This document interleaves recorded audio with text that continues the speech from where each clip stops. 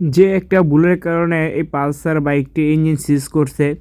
এই বাইকটি সাধারণত এই বাইকের ১ লিটার মোবিল থাকে। তো এই মোবিলটা আমরা যখন ড্রেন করছি, ড্রেন করার সময় দেখছি যে এটার মোবিল বেরিয়েছে হলো ৪০০ গ্রাম। তো বাইকে বলা হয়েছে যে ভাই এই আপনার বাইকের মোবিল কমে। তো উনি তেমন একটা গর্জ করেনি, কাছে ঠিক আছে মোবিল ঢুকে দেন, আমরা ঢুকিয়ে দিছি। তো পরবর্তীতে বাইক আবার মোবিল চেঞ্জ করতে আসছে, তখনও মোবিল কম বেরিয়েছে। তখনও বলেছে যে ভাই এটা ইঞ্জিনে কাজ করতে হবে, পিস্টনের সমস্যা আছে। কিন্তু উনি পিস্টনের কাজ করা নেই। তো সেই অবস্থায় চালাইতেছে। রানিংয়ে বাইকটি বন্ধ হয়ে গেছে বিকট একটা সাউন্ড করে।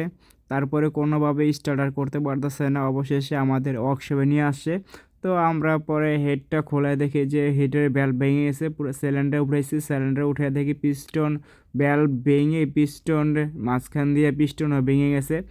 তো একটুখানি ভুলের কারণে আজকে এত বড় ক্ষতি হয়ে দাঁড়াইলো।